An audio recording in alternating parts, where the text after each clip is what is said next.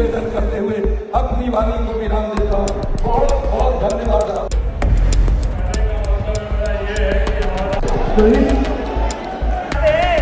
बिहार की दुर्गति चाहते हैं।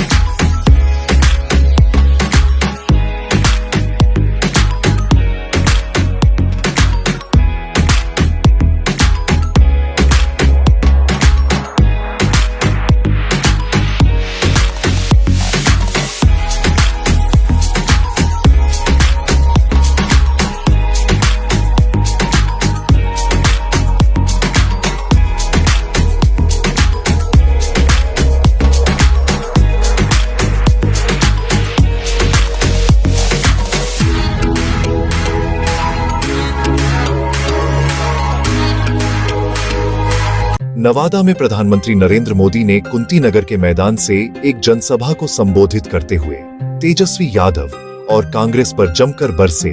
प्रधानमंत्री ने कहा कि पहले बिहार के जंगल राज में लोगों की आय बढ़ने पर उनसे रंगदारी मांगी जाती थी। जंगल राज की कट्टा और रंगदारी वाली सरकार थी जिसे एनडीए सरकार ने खत्म कर दिया है। मोदी ने युवाओं को संबोधित करते हुए कहा कि अब उन्हें बिहार से बाहर नहीं जाना पड़ेगा क्योंकि राज्य में ही फैक्ट्रियां लगाई जाएंगी। उन्होंने जंगल राज के सपने देखने वालों को आगाह किया और कहा कि उनके दादा परदादाओं ने जो सपना देखा था वह पूरा नहीं हुआ। प्रधानमंत्री ने बिजली संकट का जिक्र करते हुए कहा कि पहले बिहार में बिजली के तारों पर कपड़े सुखाए जाते थे, लेकिन अब हर घर में बिजली की रोशनी है। उन्होंने लोगों से अपने मोबाइल की लाइट जलाकर रोशनी वाले बिहार का नारा देने की अपील की, जिस पर भीड़ ने उत्साहपूर्वक प्रतिक्रिया दी।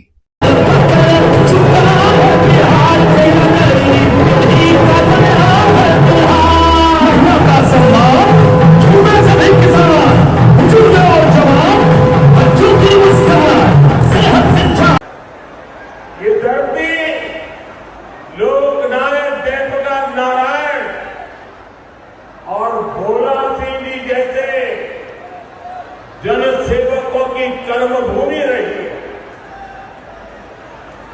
मगध की मिट्टी ने इतिहास में अनेक महान संतानों मां भारती को दी है। साथियों, मगध पुरातन भारत की शान है। अब हमें मगध को, बिहार को फिर वही पुराना गौरव लौटाना है।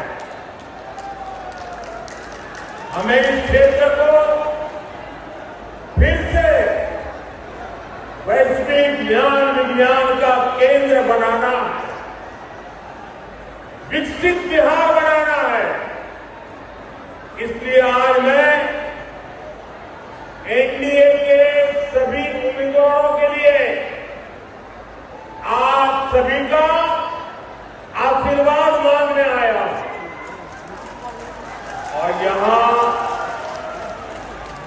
जो मैं उत्साह देख रहा हूं, जो जोश से भरे हुए नौजवानों को देख रहा हूं,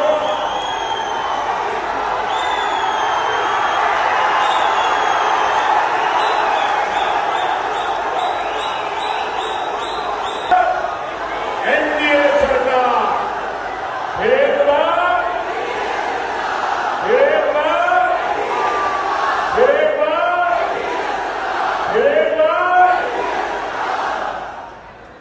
बिहार में फिर से सुशासन सरकार।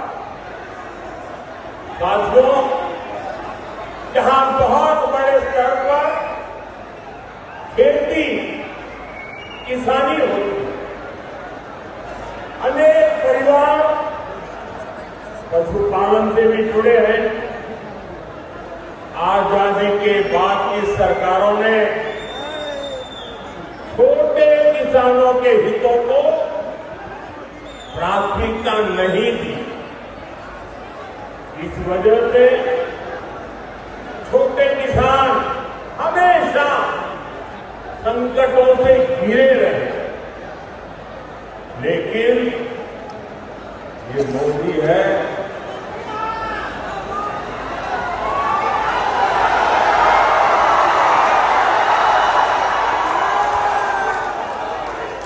जिसे किसी ने नहीं पूछा, मोदी उन्हें पूजता है।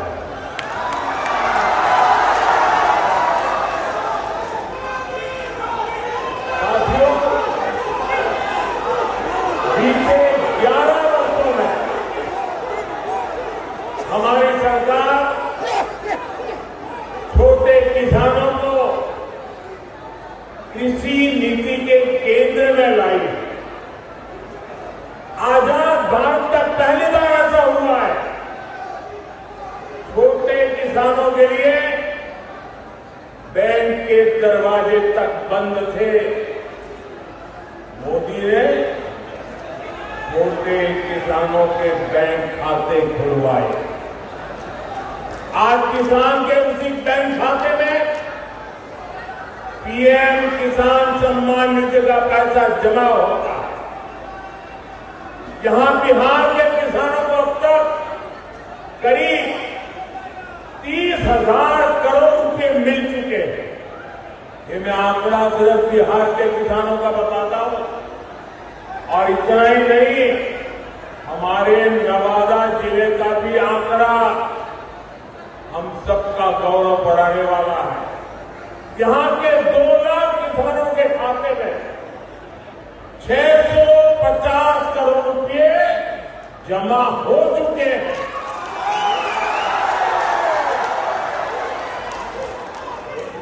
और मेरे भाइयों बहनों, याद रखिए, ये सारा का सारा पैसा बिना कमीशन और करप्शन के किसान के खाते में जमा हुआ है। अगर जंगल राज वाले होते, उनके साथी कांग्रेस वाले होते, तो आपके हक का सारा पैसा लूटकर अपनी तिजोरी भर लेते। और ये मैं नहीं कह रहा हूं, कांग्रेस के ही एक प्रधानमंत्री ने कहा था कि दिल्ली से 1 रुपया निकलता है तो गांव जाते जाते 15 पैसा हो जाता है। ये रास्ते में ये कौन सा पंजा था जो रुपये को घिस करके 15 पैसा बना देता था। साथियों, बिहार के लिए एनडीए का जो घोषणा पत्र आया है, उसमें तो किसानों और पशुपालकों को बड़ा उपहार मिला है। अभी किसानों को केंद्र सरकार, दिल्ली की सरकार पीएम किसान सम्मान निधि के 6,000 रुपये उनके खाते में जमा कर। अब बिहार एनडीए ने ये घोषणा की है कि यहां फिर से सरकार बनने के बाद भारत सरकार जो देती है उसके उपरांत 3,000 रुपये अतिरिक्त हमारे किसान साथियों को दे दिया जाएगा। साथियों, बिहार की इस मिट्टी ने आर्यभट्ट जैसे महान गणितज्ञ पैदा किए। बिहार की जनता का अंक गणित भी अच्छा है और सामान्य ज्ञान में भी उसका कोई मुकाबला नहीं। ये चारे वाले सोचते हैं कि बिहार की जनता को चढ़ा जाएंगे, जबकि उनकी रग रग की सच्चाई ये बिहार की जनता भली भांति जानती है।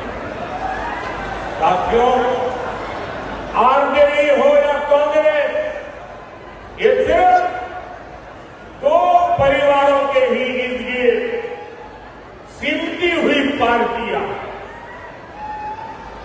एक बिहार का सबसे भ्रष्ट परिवार, दूसरा देश का सबसे भ्रष्ट परिवार।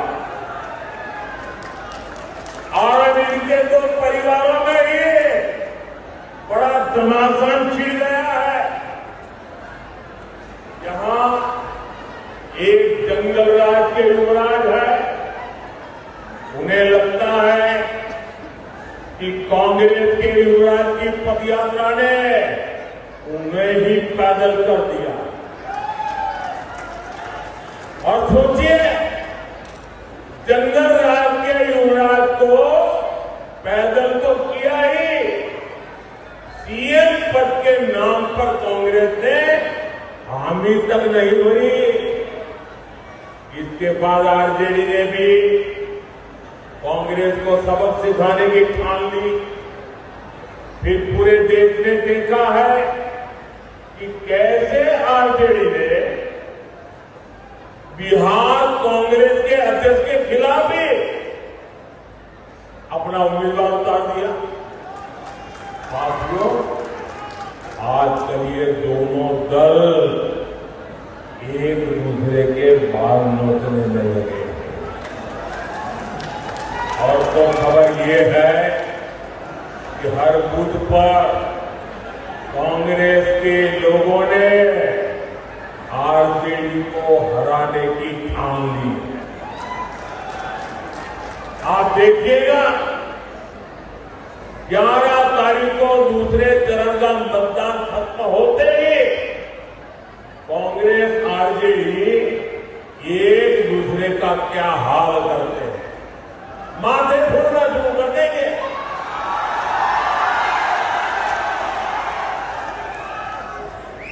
साथियों, बिहार का तेज विकास एकजुट एनडीए ही कर सकता है। आज बिहार में नीतीश जी का शानदार नेतृत्व है, साथ में हमारे पूर्व मुख्यमंत्री मांझी जी है, उपेंद्र कुशवाहा जी है, मेरे युवा साथी चिराग बाबू है, दिलीप जायसवाल जी है, सम्राट चौधरी है, विजय सिन्हा है। ऐसी एक सशक्त टीम हमारे पास।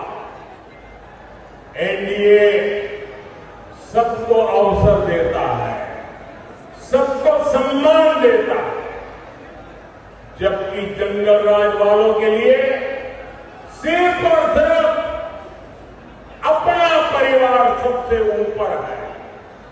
साथियों, जो पिछड़ा है वो हमारी प्राथमिकता है।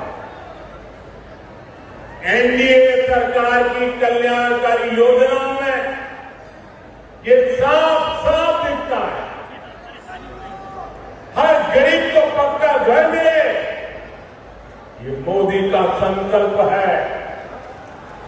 हमारी सरकार ने गरीबों के लिए देश में 4 करोड़ से ज्यादा पक्के घर बनवाए। ये 4 करोड़ घर आंकड़ा छोटा नहीं है।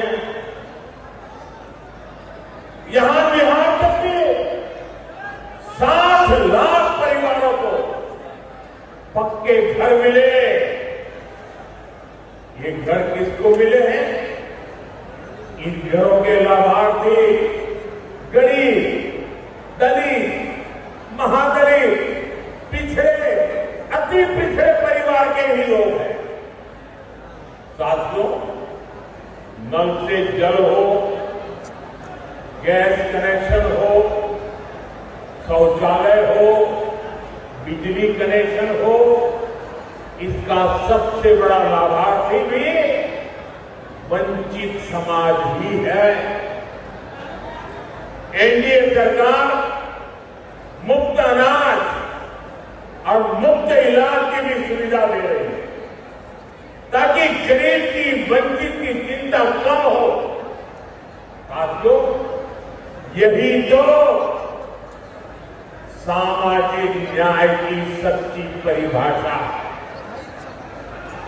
और यह परिभाषा बिहार ने देश को दी, लेकिन इन भ्रष्ट परिवारों ने अपने स्वार्थ के लिए ही इसका उपयोग किया। मैं बिहार एनडीए की टीम को बधाई दूंगा कि आपने सच्चे सामाजिक न्याय के संकल्प को लगातार मजबूती दी। भाइयों और बहनों, मगध की इस धरती ने हर उतार चढ़ाव देखे। मैं यहां के सभी नौजवान साथियों को बहुत सतर्क रहने के लिए कहूंगा। मेरे नौजवान साथियों, मेरी बात गौर से सुनिए और अपने परिवार के जो बड़े लोग हैं, जरा उनसे मेरी बात की चर्चा कीजिए। आप सोचिए, जब आपके दादा दादी, आपके नाना नानी ने श्री कृष्ण बाबूजी का दौर देखा, उस दौरान बिहार नई उम्मीदों, नए भविष्य की तरफ आगे बढ़ा।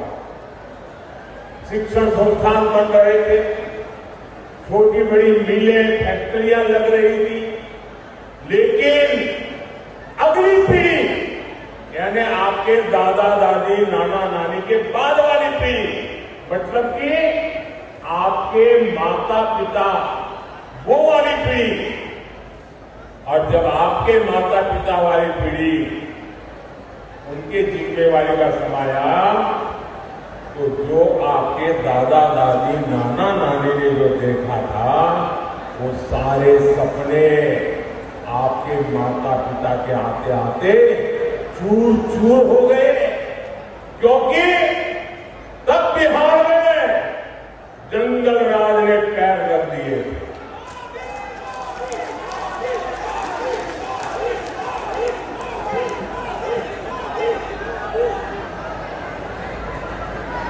साथियों, आरजेडी के जंगल राज की एक ही पहचान थी, और जैसा ही मैं बात बोलूंगा, आप हर एक को लगेगा कि आपका मोदी सच बता रहा है। उनकी एक ही पहचान थी, कट्टा, क्रूरता, कटुता, कुसंस्कार, कुशासन और करप्शन। ये था कि नहीं था भाई? यही उनकी पहचान थे, नहीं थे? हर गली मोहल्ले में कट्टा चलता था, नहीं चलता था? आज दिन कट्टे का खेल होता था, नहीं होता था? जंगल राज की निशानियों ने मगध के गौरव पर नरसंहार का, समाज के में बंटवारे का दाग लगा। हालत तो ये थी, किसी कर्मचारी का वेतन बढ़ता था तो वो परेशान हो जाता था। ये दिल्ली में बैठे एयर कंडीशन कमरा वालों को समझ नहीं आएगा। अगर बिहार में किसी का वेतन बढ़ता था तो वो परेशान हो जाता था। क्यों? क्योंकि ज्यादा वेतन का मतलब था आरजेडी को ज्यादा रंगदारी देना। उस दौर में स्कूल वीरान हो गए, क्योंकि अध्यापकों के उनके परिवारों के अपहरण होने लगे। माताएं बहनें जब तक रात शाम को ऑफिस का स्कूल का समय पूरा होने के बाद वो दरवाजे के बाहर टिकटिकी नजर से देख रही थी, इंतजार करती थी कि मेरा बेटा बेटी सुखरूप शाम को घर लौट आए। जंगल राज के उस दौर में 10-20 नहीं, करीब 37,000 अपहरण हुए थे। साथियों, नीतीश जी ने बहुत मुश्किल से बिहार को उस दौर से बाहर निकाला। आप बताइए साथियों, क्या मैं नौजवानों आपसे पूछता हूं, मैं माता बहनों से पूछता हूं, आप मुझे बताइए, क्या जंगल राज को फिर से बिहार में लौटने देंगे? क्या जंगल राज को बिहार में आने देंगे? क्या आप कट्टा, दूनावी और रंगदारी के उस दौर को फिर से लौटने देंगे? साथियों, बिहार के लोगों ने दशकों तक जंगल राज के साथ ही नक्सली हिंसा का डबल अटैक सहा है। जब आपने 2005 में नीतीश जी की सरकार बनाई तो पक्का कर दिया था कि बिहार को नक्सलवाद माओवादी आतंक से भी मुक्ति मिलकर रहे और हमें बिहार को माओवादी आतंक से मुक्त कराने के लिए दिन रात एक कर दिया। आज तक आप देख रहे हैं, सैकड़ों की संख्या में नक्सली लोग हिंसा का रास्ता छोड़ रहे हैं। देश का संविधान जीत रहा है, शांति प्रिय देश जीत रहा है और शहरों में बैठे हुए ये जो अर्बन नक्सल है ना, उनकी रातों की नींद खराब हो गई है, क्योंकि वे भी अब ये आतंकियों का, कभी माओवादी आतंक जो हाथ में हथियार लेके चलते थे, जब आज उनके हाथ में संविधान देखते हैं तो ये अर्बन नक्सलों की नींद उड़ जाती है। साथियों, मैं बिहार के युवाओं से, मेरी बहन बेटियों से कहूंगा, आपकी जिम्मेदारी बहुत बड़ी है। आप आरजेडी के लोगों का चुनाव प्रचार देखिए, उनके पांव पालने नहीं दिख रहे। ये आरजेडी वाले अभी कैसी कैसी धमकियां दे रहे हैं। चुनाव के मैदान में रंगदारी के रंग से, माओवादी आतंक के लाल रंग से, मेरे भाइयों बहनों, हमें बिहार को बचाना है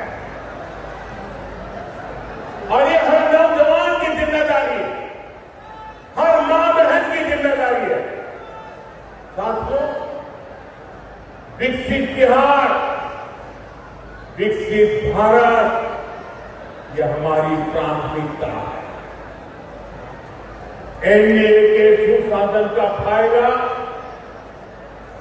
आप हर तरफ अनुभव कर रहे हैं। 2005 से पहले बिहार में बिजली का भी हाल बेहाल था। बिजली के तार तो लगे थे, लेकिन लोग सोचते थे कि ये तो कपड़े सुखाने के लिए रस्सी लगी हुई है और बिहार में लोग ये बिजली के तार पर कपड़े सुखाते थे। वो हाल बना। कि हमारी सरकार है जिसने बिहार के गांव-गांव में बिजली पहुंचाने का इंतजाम किया। मैं आप लोगों से एक आग्रह करूंगा, आप में से जितने लोगों के पास मोबाइल है, जरा मोबाइल फोन निकालिए।